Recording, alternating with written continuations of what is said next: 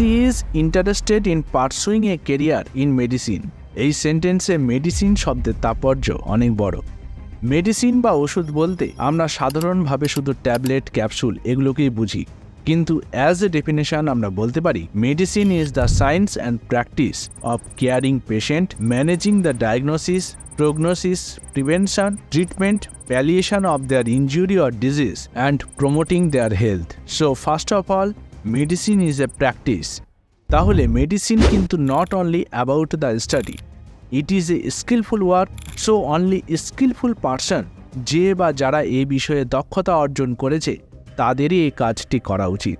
এবার এই মেডিসিন প্র্যাকটিসে কি কি করা হবে সেটার জন্য ফার্স্ট পয়েন্ট বলা হয়েছে কেয়ারিং পেশেন্ট, মানে পেশেন্টের টেক কেয়ার করা বা যত্ন করা। সেকেন্ড পয়েন্ট ডায়াগনোসিস, মানে ডিজিজটাকে আইডেন্টিফাই করা বা ডিজিজের কজকে আইডেন্টিফাই করা। নেক্সট পয়েন্ট প্রগনোসিস, মানে যে ডিজিজটাকে আইডেন্টিফাই করা গেছে বা ডায়াগনোসিস করা গেছে সেই ডিজিজ এর এক্সপেক্টেড আউটকামগুলো কি কি হবে সেটাকে ডিটারমাইন করা। That means the prediction about the patient health for that disease, মানে যে ডিজিজটাকে আইডেন্টিফাই করা গেছে সেটা কি easily treatable or it can সোজ A serious problem. Next point prevention and treatment, মানে ডিজিজ ট্রিটমেন্ট কি করে করা হবে। অ্যান্ড নেক্সট প্যালিয়েশন, মানে কি করে পেশেন্টের প্রবলেমকে রিডিউস করা হবে বা উপশম করা হবে। And last point promoting there health, মানে কি করে পেশেন্টের স্বাস্থ্যের উন্নতি ঘটানো সম্ভব। তাহলে মেডিসিন শব্দের তাৎপর্য বলতে যেটা বোঝায় সেটা হলো ফার্স্ট ডায়াগনোসিস, মানে ডিজিজকে আইডেন্টিফাই করা। সেকেন্ড প্রগনোসিস, মানে ডিজিজ এর এক্সপেক্টেড আউটকামকে প্রেডিক্ট করা। থার্ড প্রিভেনশন অ্যান্ড ট্রিটমেন্ট, মানে ডিজিজ এর ট্রিটমেন্ট করা। ফোর্থ প্যালিয়েশন, মানে পেশেন্টের প্রবলেম বা সমস্যা যেটা হয়েছে সেটাকে মিনিমাইজ করা। And fifth promoting the health, মানে পেশেন্টের হেলথের উন্নতি ঘটানো। এই পুরো বিষয়টাকে একটা সিঙ্গেল ওয়ার্ড মেডিসিন দিয়ে ডেসক্রাইব করা হয়ে থাকে। এই মেডিসিন শব্দটি এসেছে একটি ল্যাটিন শব্দ মেডিসিনা থেকে, যে শব্দটি এসেছে আলাদা একটি ল্যাটিন শব্দ মেডেরি থেকে।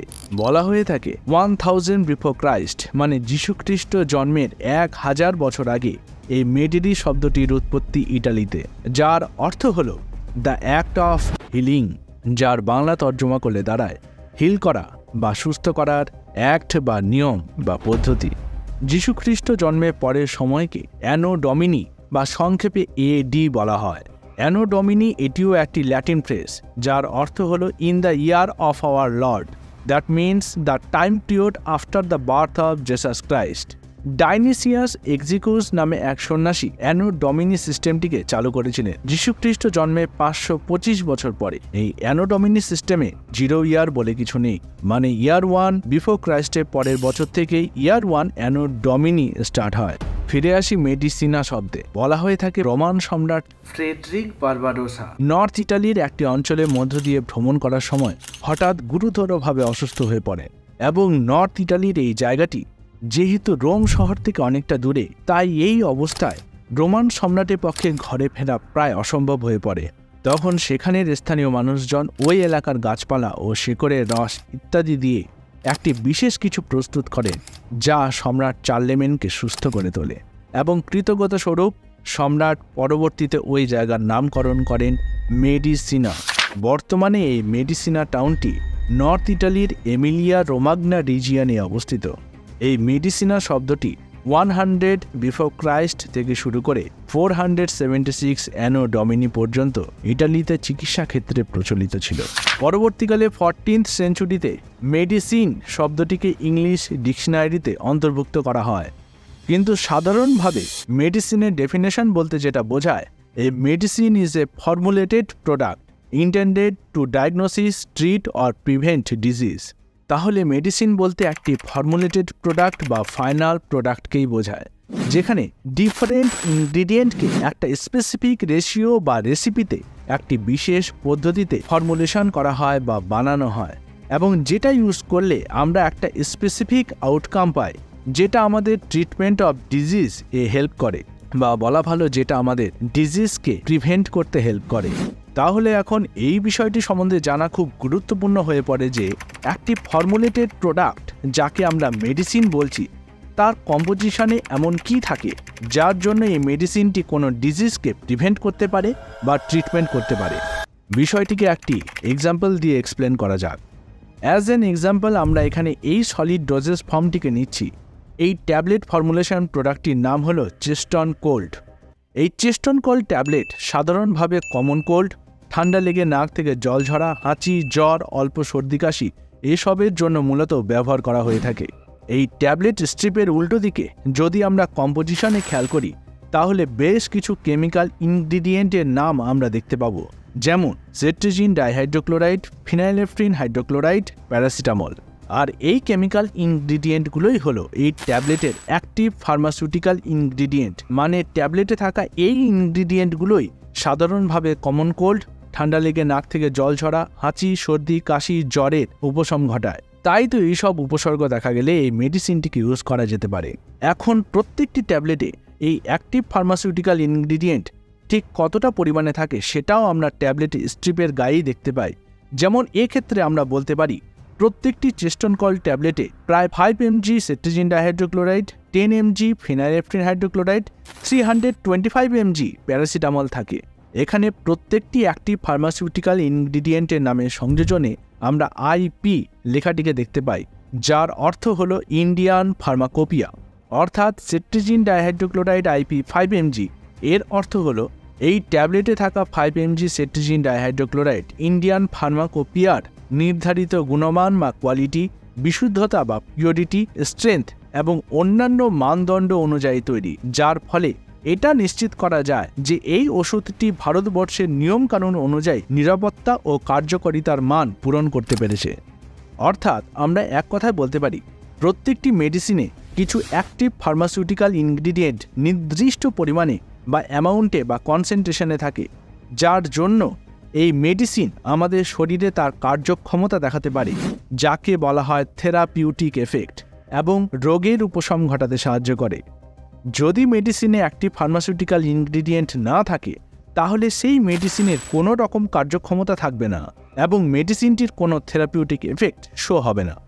এবার প্রশ্ন হলো, একটি মেডিসিনে কি শুধুই অ্যাক্টিভ ফার্মাসিউটিক্যাল ইনগ্রিডিয়েন্টই থাকে? যদি শুধুই এপিআই মানে অ্যাক্টিভ ফার্মাসিউটিক্যাল ইনগ্রিডিয়েন্ট থাকতো তাহলে ট্যাবলেটটির ওয়েট হতো 5 + 10 + 325 = 340 mg। বাট এই ট্যাবলেটটির ওয়েট 340 mg থেকে অনেক বেশি হয়, নিয়ার অ্যাবাউট 500 mg। সুতরাং ট্যাবলেটে অ্যাক্টিভ ফার্মাসিউটিক্যাল ইনগ্রিডিয়েন্ট ছাড়াও আরও বেশ কিছু জিনিস থাকে যাদের একসাথে বলা হয় এক্সিপিয়েন্ট, যাদের কোনো রকম থেরাপিউটিক এফেক্ট থাকে না। কিন্তু ট্যাবলেটে তো শুধু অ্যাক্টিভ ফার্মাসিউটিক্যাল ইনগ্রিডিয়েন্ট থাকলেই সেটা তার থেরাপিউটিক অ্যাকশন শো করতে পারত। তাহলে এক্সিপিয়েন্টের কাজ কি? তো এক্সিপিয়েন্টস তাদের কাজের উপরে নির্ভর করে বিভিন্ন ধরনের হতে পারে। যেমন যে এক্সিপিয়েন্টকে ফর্মুলেশনের ভলিউম ইনক্রিজ করার জন্য ইউজ করা হয় তাকে বলা হয় ফিলার বা ডাইলুয়েন্ট। অনেক সময় অ্যাক্টিভ ফার্মাসিউটিক্যাল ইনগ্রিডিয়েন্ট খুব স্মল কোয়ান্টিটিতে ইউজ করা হয়, তখন ট্যাবলেটের ভলিউম ইনক্রিজ করার দরকার হয়, বা অনেক সময় এপিআই এর পোটেন্সি ইনক্রিজ করার জন্য ফিলার বা ডাইলুয়েন্ট টাইপ এক্সিপিয়েন্ট ইউজ করা হয়। যেসব এক্সিপিয়েন্টস ট্যাবলেটে থাকা ইনগ্রিডিয়েন্টগুলোকে একসাথে হোল্ড করে বা বাইন্ড করে রাখতে হেল্প করে তাদের বলা হয় বাইন্ডার্স। একটি ট্যাবলেট আমাদের বডির ভেতরে ব্রেকডাউন হয় এবং সেখান থেকে অ্যাক্টিভ ইনগ্রিডিয়েন্ট বেরিয়ে আসে, যার ফলে থেরাপিউটিক অ্যাকশন শো হয়। যে সমস্ত এক্সিপিয়েন্টস এই ট্যাবলেটকে ডিসইন্টিগ্রেট করতে বা ব্রেকডাউন করতে হেল্প করে তাদের ডিসইন্টিগ্রেন্টস বলা হয়। এছাড়াও আরও বিভিন্ন ধরনের এক্সিপিয়েন্টস ইউজ করা হয়ে থাকে, যেমন glidant, coating material, flavouring agent, colourant, preservatives, solvents, sweetening agent et cetera. এবং প্রত্যেক ধরনের এক্সিপিয়েন্টকে আলাদা আলাদা কাজে ব্যবহার করা হয়ে থাকে। অন্য কোনো ভিডিওতে এক্সিপিয়েন্টের ওপরে ডিটেলসে আলোচনা করা হবে। তাহলে বোঝা গেল একটি মেডিসিনে একটি নির্দিষ্ট অ্যামাউন্টে এক বা একের বেশি অ্যাক্টিভ ফার্মাসিউটিক্যাল ইনগ্রিডিয়েন্ট থাকতে পারে, যার জন্য একটি মেডিসিনের থেরাপিউটিক অ্যাক্টিভিটি শো হয়। এবং কিছু এক্সিপিয়েন্টস থাকে যাদের কোনো রকম থেরাপিউটিক অ্যাকশন থাকে না। মেডিসিনে অ্যাক্টিভ ফার্মাসিউটিক্যাল ইনগ্রিডিয়েন্ট এবং এক্সিপিয়েন্ট এই দুটোকে একসাথে বলা হয় ড্রাগ। শুধু এপিআইকেও অনেক সময় ড্রাগ হিসেবে কনসিডার করা হয়। যদি কোনো ড্রাগে এপিআই বা অ্যাক্টিভ ইনগ্রিডিয়েন্ট প্রেজেন্ট না থাকে তাহলে সেই ড্রাগের কোনো রকম থেরাপিউটিক অ্যাকশন থাকবে না, তখন তাকে বলা হয় প্লাসিবো। এই ড্রাগকে বিভিন্ন ধরনের ডোজেস ফর্মে, যেমন solid dosage form, liquid dosage form বা semi solid dosage form et cetera এসবে ফর্মুলেশন করা হয়। এখানে ডোজ এবং ডোজেস ফর্ম একটি অনেক বড় টপিক, নেক্সট কোনো ভিডিওতে এটিকে আলোচনা করা হবে। এই পুরো ডোজেস ফর্মটি ম্যানুফ্যাকচারিং এবং প্যাকেজিং হওয়ার পর যে ফাইনাল প্রোডাক্ট আমরা পাই সেটাকে বলা হয় মেডিসিন। তাই তো বলা হয় medicines are the final products.